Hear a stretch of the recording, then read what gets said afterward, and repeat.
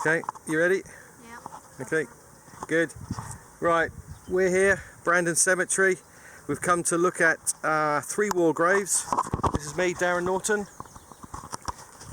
And this is Archie. Hello, say hello, Archie. Say hi, Archie. Very good.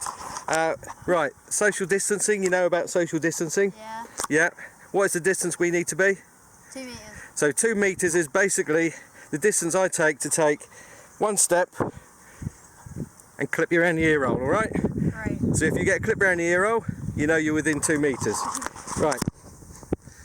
I brought my hat. Have you got your hat, Archie? Yeah, of course I've got my hat. Good. And just in case anyone comes to us, we have a mask. Have you got your mask on, Archie? Yeah, I've got my mask. Hang on. Very good. Very good. Right. So the first thing we're going to look at here is a war grave. So this is actual Commonwealth War Graces Commission headstone belonging to Edgar Johnson, who died in the First World War. The Commonwealth War Graces Commission look after the headstones of all Commonwealth, UK, Australian, Canadian, for example, all those who were killed in the First World War, Second World War and subsequent wars after. They tend to the graves, tend to the memorials if there's no graves, and Brandon is recorded as having 3 war graves, and that's what we're going to look at today, Archie. Good stuff. Right, Edgar Johnson, here we go. Do you want to hold the camera? Hey, cameraman. So, Edgar died on the 30th of August 1918 in the last few months of war. Just a week before then he was injured as he went over the top. The records state gunshot wounds, but back then gunshot wounds was a generic term and it could actually mean shrapnel, could mean anything. But anyway, he's wounded, he's removed from the battlefield, he's on a hospital ship travelling over the English Channel, and while he's on that ship he dies. And he is the first casualty of the war, so the war has already lasted 4 years, and he is now brought back to Brandon, where he's buried in this plot. And it's also a time for all the other families who have lost somebody, who's had somebody wounded, disabled, to attend this. Business is closed down for the day, blinds are closed on doors and shutters throughout the town, and people gather around here where Edgar is laid to rest. There's a gun salute over his grave as he's lowered down, and the church just over there, the rector of the church lays out a sermon, and he is put to rest. He is the first casualty of the war, and he is the first war grave in Brandon Cemetery. Archie, should we go and find another one? Yeah. Good stuff. Right, you hold the camera. Let's go. That way.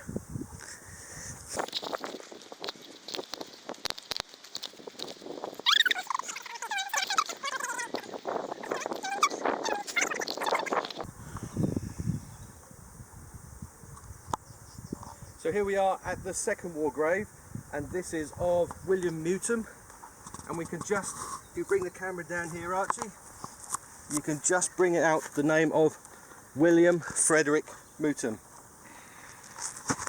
Now I said that the War Graves Commission look after the graves of those who were killed in war. Actually, William was not killed in war. He died after the armistice, and he doesn't actually die of any war injuries at all.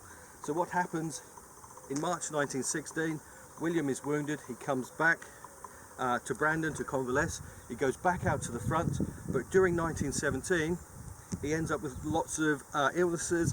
The army can't understand why he's always ill.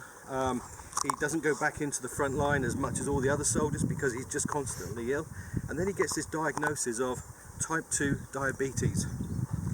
Back then it's quite a serious illness to have. It can be controlled and managed better today, but back then he was kicked out of the army as being unfit for service, and he comes back to Brandon where he is in a weakened state. And what happens towards the end of the First World War, Spanish flu, influenza, comes through Brandon, kills a lot of young people, especially women, but William contracts that disease, a bit like we have today with the COVID. There's a big news story back then. Influenza actually kills more people than the war itself. and one of those victims is William Newton. He is buried here as a war casualty in a family plot. We've got one more war grave to go to, Arch. Shall we go to that? Yeah. Do you want to sound a bit more enthusiastic? Yay! Hey! Right, let's go.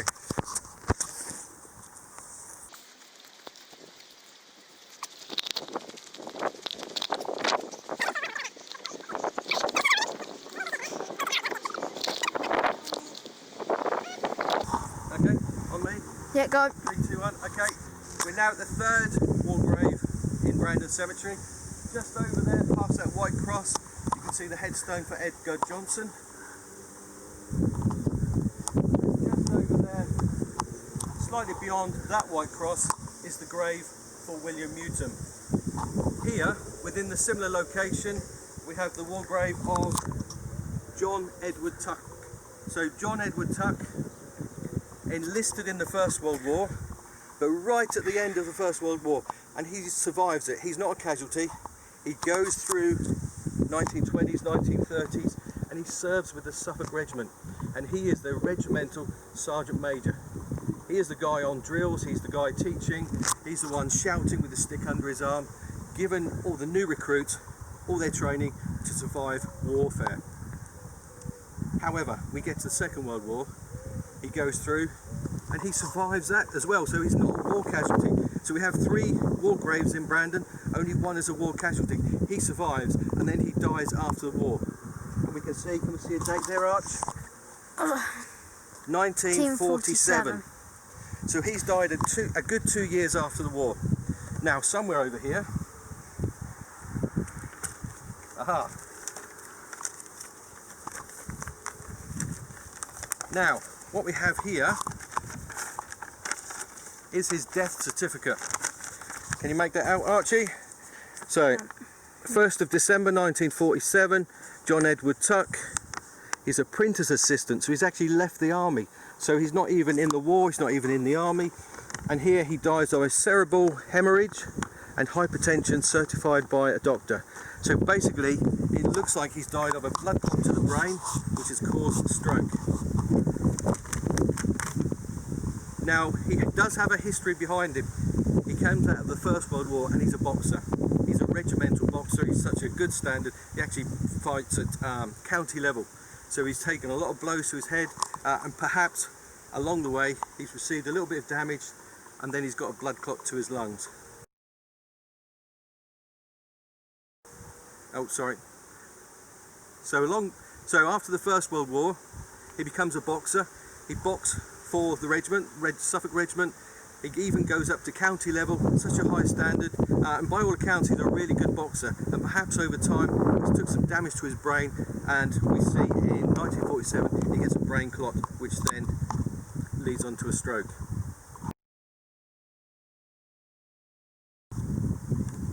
So in a moment we're going to look at the war memorial and see if we can pick out these names, but here we go. We can pick out these. Can you see that? That's Edgar Johnson. Well done, Arch. That's William Newton in his family, with his family, and this is him here. And we have a bigger photo here. And we see John Tuck with his wife, with him wearing his Suffolk Regiment gear. Now his wife survives, I believe, into the 1980s, and she lives up just off St Margaret's. So let's go over to the war memorial and let's see if you can find these names. Up for the challenge? Yeah, go on.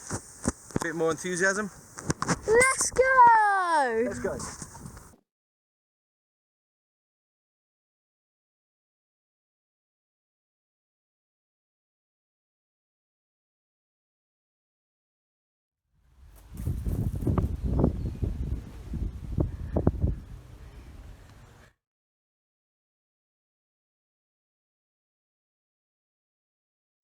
Right, so let's start with the First World War.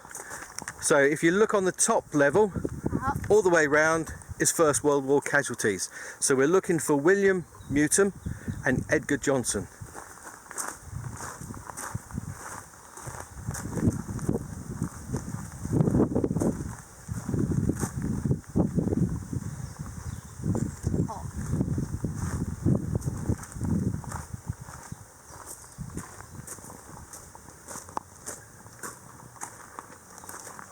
Any luck? Yeah. It's the wrong way around, so hang on. Yeah.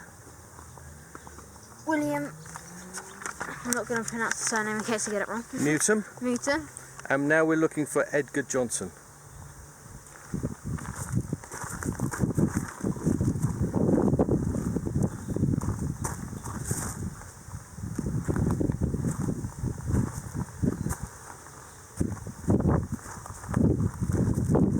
Any luck?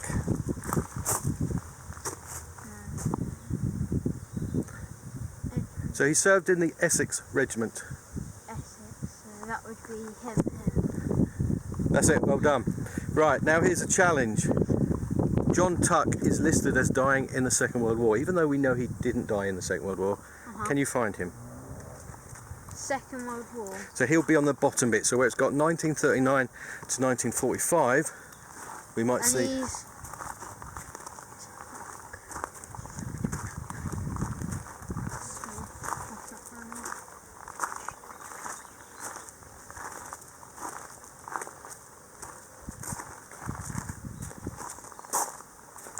So the answer is, No. he's not there. So John Tuck is listed by the Commonwealth War Graces Commission as being a war casualty. That's his war grave over there, but he's not on Brandon's war memorial. Now the reason is he didn't die in Brandon. He moved away and he died in Watford. And that's why his death certificate says what? Let's have a look. 100%. Well done. Yep, it does, doesn't it? So he dies in Watford, he's certified as dying in Watford, and yet his body is brought back here, and he's buried with his wife who dies 30 odd years later. So we don't know why. We don't know why he's buried here, and we don't know why he's not on the war memorial. But maybe one day somebody's up for the challenge of researching that.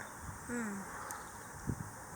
might have been put in the war memorial in Watford though. And that's a distinct possibility, yes. Yeah. So have you enjoyed this? Yeah. Just a few minutes? Yeah. Yeah. So if somebody says to you, are there any people from the war buried in Brandon? Well, 3. Yeah, but hang on. No, That's- 2. Well, there's 3 listed as war graves, but what about all those men who survived the war and had jobs and then died? They're buried here as well.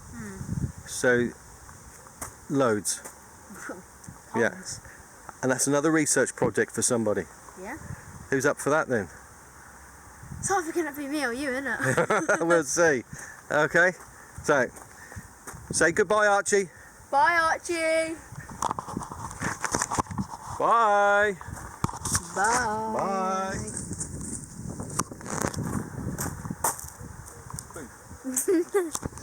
Bye.